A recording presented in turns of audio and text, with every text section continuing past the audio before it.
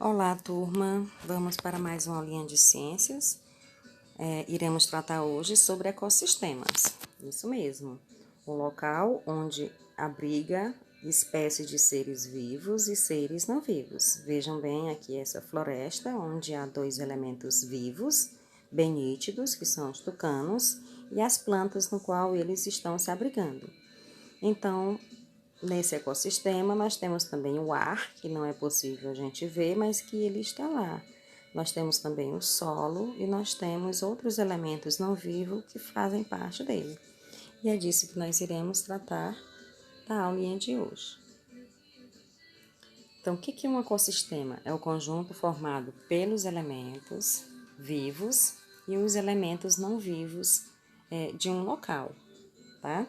Como vocês podem ver aqui, variedades de animais e plantas, tá? Que podem estar dentro dessa floresta, dentro de um ambiente aquático, no qual ele vai sobreviver porque é o seu ambiente natural. E dentro do seu ambiente natural, ele vai precisar do solo, ele vai precisar da água, que é um elemento não vivo, ele vai precisar de pedras, muitos deles, tá? Então, aqui dá para observar que dos elementos menores, minúsculos que existem na Terra, até alguns maiores. Então, eles fazem parte dos ecossistemas, tá? Então, um ecossistema pode ser uma floresta inteira ou apenas um rio dessa floresta. Então, o tamanho do ecossistema depende do ponto de vista de quem o está estudando. Vejam bem, aqui nós temos 4 tipos de ecossistemas diferentes, né? Observem aqui que nós temos aqui algumas montanhas, alguns locais onde tem plantas que abrigam plantas, animais, mas também tem elementos não vivos que fazem parte dele, assim como esse outro, tá? Várias árvores e elementos vivos, assim como este aqui, ó, a água. Embora esses animais eles não vivem dentro da água, mas eles precisam da água para a sua sobrevivência. Assim como este outro também, um ambiente um pouco seco, mas ele abriga uma infinidade de seres vivos. Então, um ecossistema pode ser uma floresta inteira ou apenas um rio dessa floresta. Além disso, existem muitos ecossistemas diferentes, eles variam de acordo com as características ambientais. Alguns são quentes e secos, com poucas chuvas, outros são úmidos e com sombra, com chuvas abundantes. Ainda há os que são alagados e os que são marinhos, tá? Bom, vamos conhecer um pouquinho sobre os elementos vivos de um ecossistema.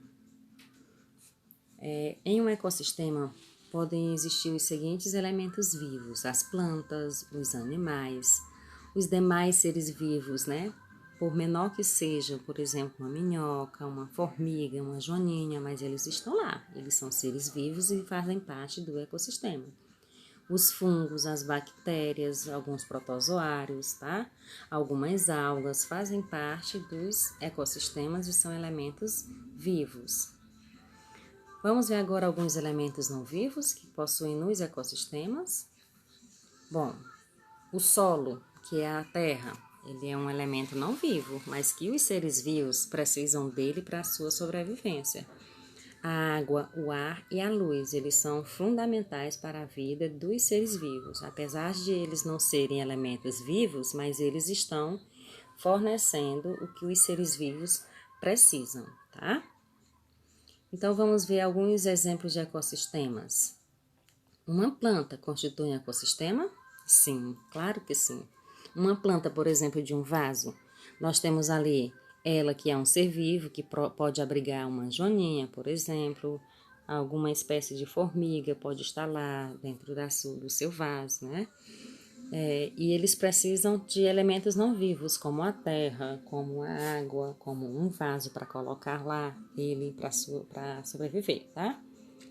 Nós temos um oceano, né, que abriga elementos vivos e não vivos, um aquário, né, por menor que seja, mas é considerado um ecossistema, uma floresta, um rio e ainda uma caverna.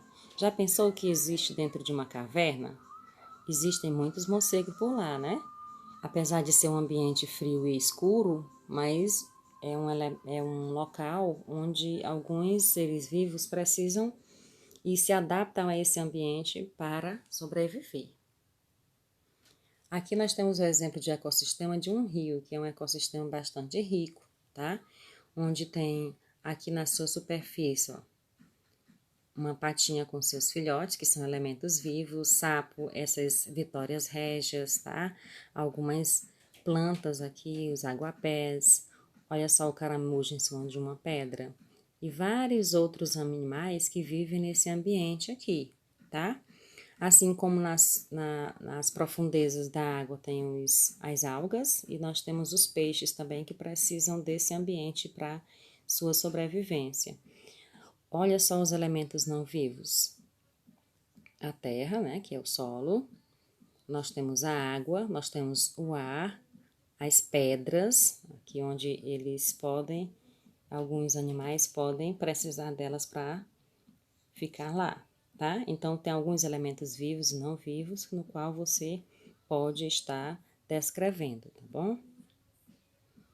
Então, cada ecossistema é de um jeito diferente. Por exemplo, esse mangue vermelho aqui, gente, olha o ambiente dele. É dentro da água, como vocês podem ver, e esta água aqui é uma água salgada, tá? Então, existem muitos ecossistemas diferentes e cada um deles abriga seres vivos característicos adaptados ao ambiente onde vive. O mangue vermelho, por exemplo, habita os manguezais, locais como solo alagado, pobres em gás oxigênio e com muito sal. O mangue vermelho consegue sobreviver nesse ambiente porque partes de suas raízes ficam acima do nível da água e têm estruturas que eliminam o excesso de sal do seu corpo. Bom, nós temos aqui, pessoal, olha, observe que o ambiente está bastante seco, tá? Bastante seco, mas nós temos essa árvore bastante verde. Por que será que ela consegue sobreviver nesse ecossistema tão diferente, tá? Bom, esse aqui é o juazeiro. Seus frutos do tamanho de uma cereja são comestíveis e utilizados para fazer geleias, além de possuir uma casca rica em saponina. Os juazeiros são árvores que vivem em ecossistemas com longos períodos de seca. Elas sobrevivem nesses locais porque têm folhas grossas e espinhos que diminuem a perda da água e a sua raiz, gente, que capta água do subsolo a grandes profundidades. Vejam que ela aqui, ó, ela é ela está bastante verde, apesar do tempo seco, né? E está abrigando, oferecendo sombra para vários animais aqui que precisam dela, tá? Observe aqui os elementos não vivos e os vivos que existem nesse ecossistema. Vamos para as relações alimentares. Todo ecossistema que abriga os seres vivos, é lógico que os seres vivos precisam de alimento. Então, em um ecossistema, as relações de alimentação entre eles são muito importantes. Cada ser vivo se alimenta de uma forma diferente. A sequência de alimentação em um ecossistema é chamada de cadeia alimentar ou teia alimentar, né? Na representação da cadeia alimentar, as relações alimentares são indicadas por setas, tá? Vejam só. Na cadeia alimentar, gente, existem os produtores, ou seja, aqueles que produzem o seu próprio alimento. Nós temos aqui as árvores, plantas, né?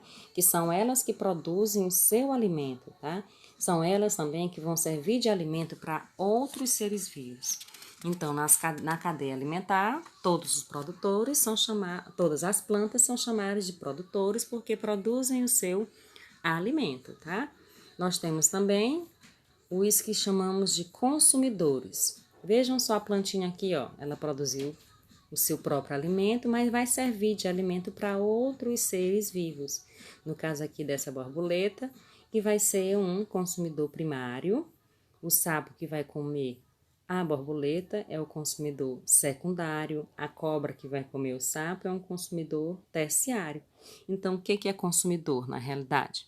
São os elementos, ou são os seres vivos que se alimentam de plantas ou de outros animais. Eles são chamados de consumidores. Aí também nós temos na natureza, nos ecossistemas, os seres decompositores, né, que se alimentam de restos de todos os seres vivos da cadeia alimentar, que são alimentos de fungos e bactérias chamados, como já foi mencionado, decompositores. Olha só aqui, algumas espécies de minhoca, né? Algumas espécies de fungos, de larvas, esses outros fungos aqui, bactérias, no qual já estudamos anteriormente, tá? Então, esses aqui se alimentam de restos de animais ou plantas mortos. Em uma gravura mais visível aqui, tá? Uma cadeia alimentar sempre começa com um ser vivo que produz o seu próprio alimento. Ele é chamado de produtor e, em geral, é uma planta ou uma alga. Veja só aqui essas setazinhas, tá? A planta, sempre a cadeia alimentar, ela inicia da planta. Aí a planta vai servir de alimento para o consumidor primário e esse consumidor primário vai servir de alimento para o consumidor terciário, tá bom? Secundário, aliás. Bom, e depois ele vai o quê?